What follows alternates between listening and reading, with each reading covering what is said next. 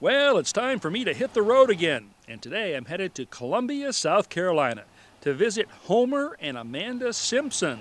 Homer Nathaniel Simpson of Columbia has little in common with his famous namesake. He and his wife Amanda enjoy the theater and sipping wine with friends. Now, nothing would be better on those warm southern nights than to move the gathering outdoors. And the side yard off the kitchen would be perfect if there were a little more to it than just dirt and weeds. So the Simpsons have asked me to help them create a cottage-like backyard patio and garden. Hi. Hi, Amanda. How are you? Good. It's so nice to meet you. Can't believe it. Homer Simpson. At your service. We just didn't get any of the royalties, you know? What's it been like to go through life as Homer Simpson? Well, we all have our cross in life to bear. This is one of the first good things that's come out of it. That's right. Oh, I gotta tell you, I had to come meet you. I couldn't pass that name up. So we're going to work on the yard today, Yeah, I know. come on, we'll show you. Patio. This Your is sand it. pit, huh? Yeah. Well, Not you've done much a to great look at. job on the front of the house. You just haven't gotten back here yet. I We guess, huh? haven't. We have not. So the material I was thinking about, guys, is kind of it's a paver, but it looks a little bit more like natural stone. It's in curved shapes, kind of irregular shapes. Will that work for you? I think that'll be perfect. That'd be great. Ah, yes, the materials are here. Well, you know, the only depressing thing about this is that we're going to have to lift every one of these and carry it to the other side of the house. This is a product called Nature Walk by Matt Stone. This is actually a man-made material, but I have to tell you, that's pretty convincing. Very. And they're Very designed nice. to interlock the shapes one with the next. We'll get into more of that later. And we have some other materials here as well. This is leveling sand. We'll be digging out a little bit of the soil that's there, putting some leveling sand down so that we get a nice level surface on these. This is pea gravel. There will be some gaps along the edges perhaps, so we're going to run probably an edging block along the side and then fill the space between the edging block and the pavers with the pea gravel right here. Great. But before we do anything with this, I want to go back around to the other side and sort of lay this out on the ground there, so we can sort of get into agreement on what the shape is going to be. All right, well, that's 3 down, 270 to go, right? Oh, yeah. So let's talk layout here, guys. After determining the boundaries of our patio, we begin staking them out. Okay, can I give you a hammering suggestion? Please do. This is a very heavy hammer. It actually is called a 2-pound sledge. Okay. So the idea is to let gravity do some of this work for you. Okay. You've had a lot of wrist action in here. So raise it up a little higher. And if you just almost let it fall, that's almost, ooh. Oh, Okay. That's almost just the weight of the hammer there. Just try that. Okay. Just let it fall on the stake. After driving in our first few stakes, we outline the boundaries with string, pulling it taut for straight lines. Run it down to Nat, just let him take it down there. Okay. Yeah, get right up over the stump. Well, there it is. What do you think? Is it going to work? I think it looks great. My only question is, could we not go a little deeper with the pavers? Yeah, we could. Okay. I kind of draw on the line there because I'm not sure how much material we have right Okay, now. I understand. And if we don't have enough material today, you guys can always extend this That's right. back further on. Because we'll know how to do it now. You'll know how to do it. And you'll come back and help. And I won't come back and help. Because otherwise this would be meaningless. That's right. That's right. All right, so that's the good news. We've got a plan to start with right now. The bad news is we've got to take about 3 inches of soil out every place inside the string here. Digging out 3 inches is necessary to keep the top of the pavers level with the rest of the yard. But it's already got Nat wondering what he's signed up for. I thought this was the part that was done with the magic of television. Whoa. The magic of television. Now there's an illusion. This is the reality of hard labor. There you go. The reality. The reality of hard labor meets the magic of television, yes. We're not scared. The magic of television is here. Meet David Schulte, my always present but rarely seen carpenter, who helps speed up jobs like this one for the sake of TV. We're also getting a hand from my assistant carpenter, Scott Haynes, which gives me a chance to get better acquainted with Homer Nat Simpson. So, seriously, Nat, what's it been like growing up Homer Simpson? I think one of the first tricks I learned was unlisted phone number. Really? That and going by my middle name. Now, what's the most common thing people say to you? Dope. Needless to say, none of our children will be named Bart, Lisa, or Maggie.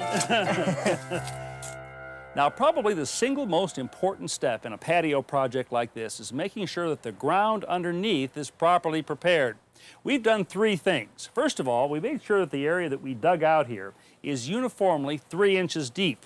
This line right here is at grade down at that end and up here, and we've measured in several places to make sure that it's consistently 3 inches from the string down to the ground.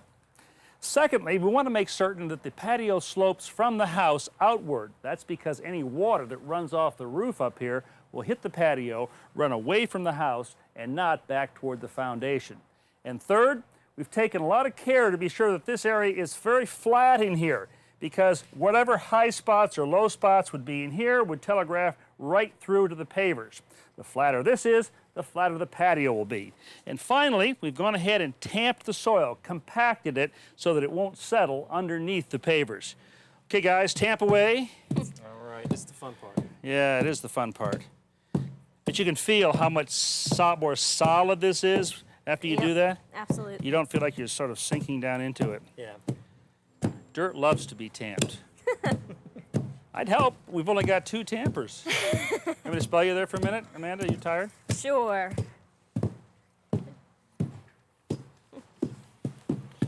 Okay, that's it. Well, the tamping is light work compared to what comes next. All right, this is leveling sand, and the idea is to put down just 1 inch of this. So to help us get the right thickness, I put down these 2 pieces of PVC pipe. Great. It's 3/4 inch pipe, but on the outside it's exactly 1 inch in diameter. These are called screed rails, and I'll show you in a second how they're going to work, but for the time being, let's just dump some sand out here. Now, leveling sand is relatively coarse, which makes it more stable and also allows for drainage. To get the perfectly level 1 inch thick sand bed we need for the pavers, I drag a 2x4 called a screed across the plastic pipes. All right.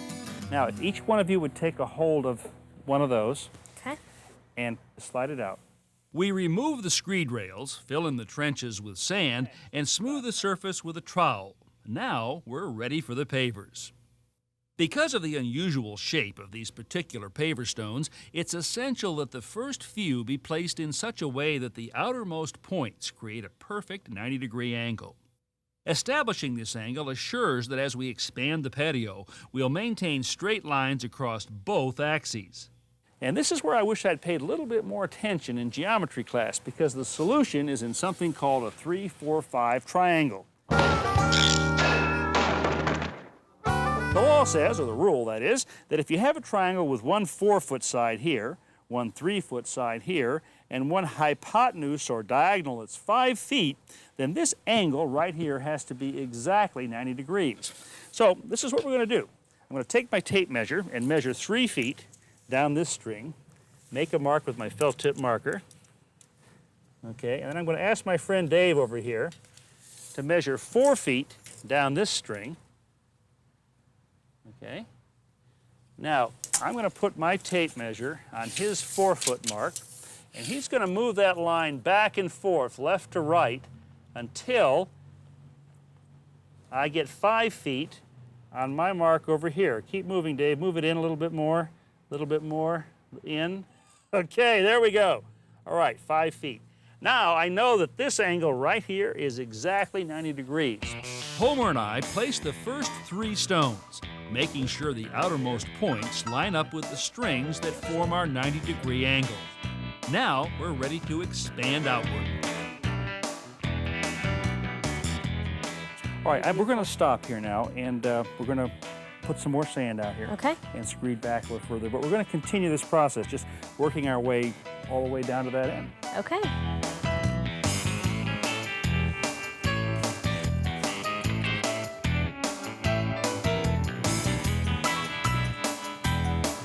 This is it.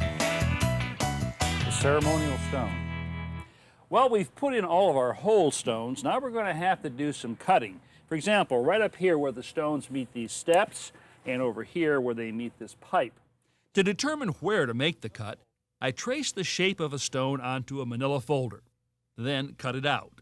Next, I place the folder where the stone will go, determine where I want my cut line, mark it, and cut off the excess. Finally, I transfer the cut line from the folder to the stone. So, how do you cut a concrete pathway stone? With a saw. But not just any saw. This is a diamond saw blade in here. A lot longer life and probably will cut a little bit faster, so that's what we're going to try today. Here's what we're going to do. I'm going to make a first scoring cut, about 1/4 of an inch deep here. Then we're going to lower the blade down so that we're making a deeper cut, and then you guys can each make some passes with that.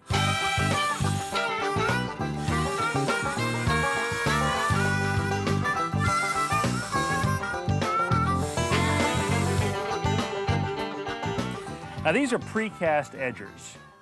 Again, made by Matte Stone. They actually match the stone texture and color right here. These were going to be used to define this flower bed in here. They can also be used to define the edge of the walkway if you want a straight edge, all right? Right. So, Nat, why don't you start here? Just dig down here. I put this line, this is a level line, that's going to serve two purposes. It'll show us where the top of the edger should be, and it'll also make sure that we go in a straight line. It is level, so let me take the line level off. Okay. So you'll need to dig down, you and Amanda need to dig down a little trench there, about probably 1 inch to 1.25 inches. Make it 1.5 inches, actually. Homer and Amanda dig the trench. Then we pour in some sand, level the surface, and set the edger stones in place.